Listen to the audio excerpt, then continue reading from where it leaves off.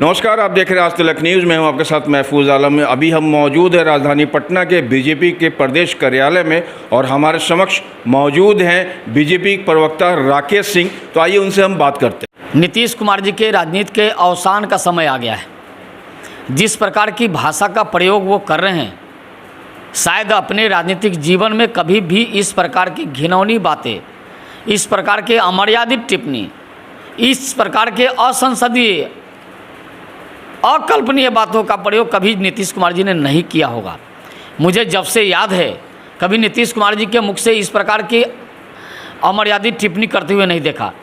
तो लगता है कि नीतीश कुमार जी के राजनीति का अवसान का समय, और नीतीश जी नहीं, ये एक जो घमंडिया गठबंधन बना है, ये उसके पूरे गठबंधन का जो बना, अभी तो चला भी नहीं एक दो डे, लेकिन उसके अवसान के समय आ गए।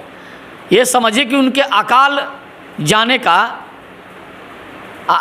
समय आ गया है। नीतीश कुमार जी को बिहार की राजनीति से स्वतः अलग हो जानी चाहिए। क्या लगता है बिहार के युवा किस ओर जा रहा है? बिहार के युवा भगवान भरोसे हैं।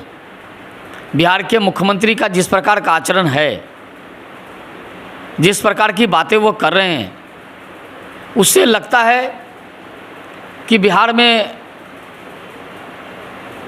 काफ़ी खराब स्थिति हो गई है। बिहार के मुख्यमंत्री, बिहार के उप मुख्यमंत्री, दोनों के जो बयान आ रहे हैं, कल प्रदेश में एक बड़ी घटना हुई। बालू माफियाओं ने दरोगा के ऊपर ट्रैक्टर चढ़ाने का काम किया। बिहार के डिप्टी सीएम कहते हैं पता नहीं है, पता करते हैं। उनके शिक्षा मंत्री से किसी पत्रकार ने पूछा, कहा कि इस प्रकार की घटनाएं होते रहती है।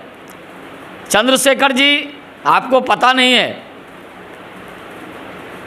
एक दरोगा को दरोगा बनाने में कितनी मेहनत करना पड़ता है, उसके परिवार का, उसके समाज का, सरकार को भी कितनी खर्चा होती है, उस पर कितना मेहनत करना पड़ता है अधिकारियों को, तब एक दरोगा बनाया जाता है। और उस एक अधिकारी पर माफियाओं ने, बालू माफियाओं ने ट्रैक्टर चढ़ा दिया, उसकी मृत्यु हो गई, अकाल मृत्यु हो गई। और कहते हैं कि इस प्रकार की घटना होते रहती है। चंद्रशेखर जी, भगवान मत करे, लेकिन अगर आपके हमारे घर में अगर इस प्रकार की घटना हो तो पता चल जाए। इस पर्व के समय में जिस प्रकार की अप्रिय घटना कल हुई है, रोंगटे खड़े कर देते हैं। बिहार में सरकार नाम की चीज़ नहीं है। बिहार में अगर सरकार होती तो इस प्रकार की घटनाएं नहीं होती। अपराधियों के इतने मनोबल बढ़ गए कि अब अधिकारियों पर गाड़ी चढ़ा देते हैं। जब एनडीए की सरकार थी, हिम्मत नहीं करता था इस प्रकार की घटना करने का।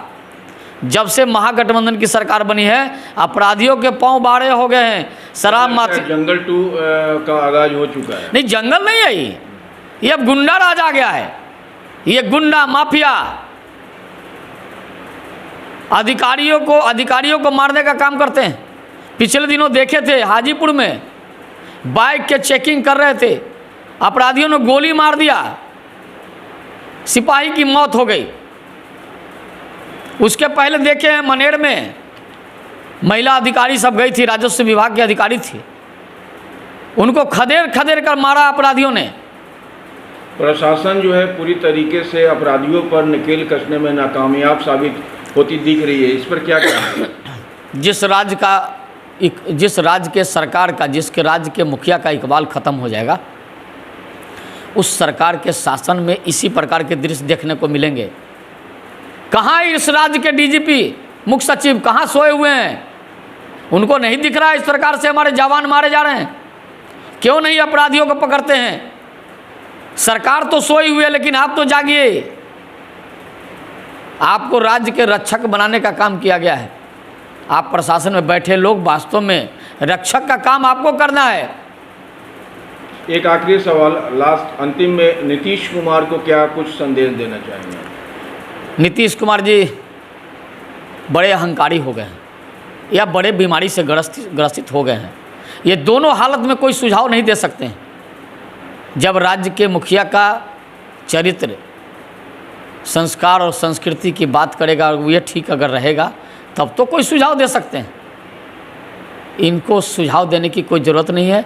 अब इनको स्वतः राज्य के मुखिया पद से इस्तीफा कर देना चाहिए।